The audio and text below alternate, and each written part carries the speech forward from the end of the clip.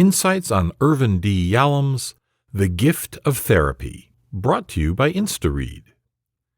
In The Gift of Therapy, Irvin D. Yalom shares his extensive personal knowledge and perspective in the field of psychotherapy. Irvin offers important notes, tips, and tools for both established therapists and upcoming students in the field. Working as a therapist entails removing any impediments that patients may be encountering in order to offer them a clear and open path to mature into completely self-realized individuals. Irvin developed many methods and tools for doing so. Insight number 1. It is crucial to get to know your patients, and one good way to do that is to study their reaction to the standard things in your therapy process. Concentrate in depth on a patient's anxiety during, after, or while preparing to come to the next session. Additionally, paying close attention to the smallest details, words, and actions of your patient will give you clues about their problems, allowing you to segue into the root causes of them. It is also important to ask about how the patient ended up choosing you and what expectations they have from you and the therapy sessions. You should also ask about any previous therapy experiences. Asking your patient for a detailed description of how a typical day unfolds is crucial to give you the insight you need on your patient's life. One of the therapist's first responsibilities is to figure out who the patient's friends and family are. Ask specific questions about all the significant individuals in the patient's life. Interviewing the significant people in your patient's life always gives great insight and perspective about the patients themselves. Scheduling sessions in a patient's home or conducting home visits can give the therapist exclusive insight on the patient's life. The state of the home, its furniture, the things that they choose to keep, and the stuff that doesn't exist are all hints to what the patient is suffering from.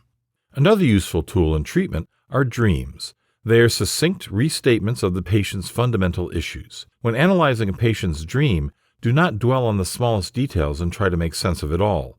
Instead, take the most valuable indicators and symbols out of it and use them as a way to improve your knowledge about your patient. Also, pay particular attention to dreams that repeat themselves, nightmares, or other intense dreams. Number 2. The therapist must avoid categorizing patients and treat each one uniquely. Work on having methods tailored to each patient. The feeling of being completely seen and understood benefits patients tremendously. Empathy is also a valuable skill for both therapists and patients. Therapists must assist patients in developing empathy for others, and it is important to show your patients that they matter to you on the personal level, and not just on a professional one. Additionally, many patients struggle with intimacy issues, so therapists should not be afraid to be intimate with their patients. Touch should not be feared by therapists during a session. If patients feel like they need to hold their therapist's hand or hug them, a therapist must not refuse. It is also worth noting that discussing the need for such contact is beneficial after it occurs. What is not said is another key aspect of therapy. Try to spot the times your patients lie about or conceal something. Helping them speak up truthfully opens many opportunities for therapy. A therapist must focus on the here and now method, which entails listening to the patient's daily life problems and observing their actions and the key words they use. When patients reveal a difficult-to-discuss problem to you, always ask about what gave them the courage to reveal such issues, and help them track back the origins and reasons for it, and instead of offering broad feedback, make it specific and precise. As a therapist, and contrary to popular belief, you must avoid being opaque and hidden from your patients. Therapist self-disclosure is crucial, and it represents itself via 3 realms. First, self-disclosure of the mechanism of therapy necessitates the development of a genuine connection with patients. Complete transparency of the treatment method is greatly beneficial. Second, disclosing your feelings towards your patient throughout the therapy session is vital for establishing a genuine relationship.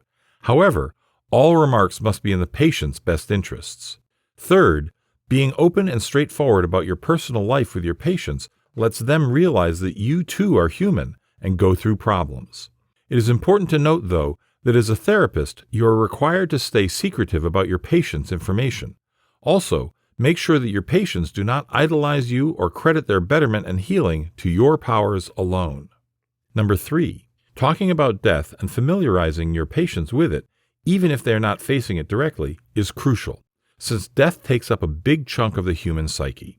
Many patients, after undergoing a near-death experience, rebound and set out on a journey of self-revitalization and overhaul. Calmly discussing the topic in all its aspects and the possibility of death being a non-terminal event ameliorates your patient's fears.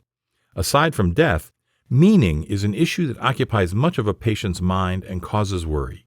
One of your main responsibilities as a therapist is to assist your patient in inventing a meaning strong enough to sustain a life. The other two essential truths of existence that cause ultimate anxieties among patients are freedom and isolation. Freedom imposes on each person the necessity to make choices, take actions, and operate as an entity that's responsible for its own growth and betterment. This creates a kind of stressful responsibility. Therefore, letting your patients accept and acknowledge their responsibility in handling their own issues is key to allow the therapeutic process to develop and reach a point of natural change.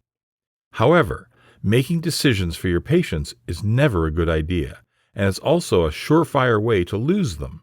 Your duty is to help them untangle the problems and issues that prevent them from taking the decisions they want to make. To do so, avoid hours of therapy that are not consecutive. In addition, take notes of each session immediately after finishing it, as that will keep things fresh in your mind. Number 4. Psychotherapy is a difficult profession, and a good therapist must be able to cope with the solitude, worry, and frustration that come with it. There are two pressures in the life of a psychotherapist that are particularly devastating: a patient's suicide and a malpractice lawsuit.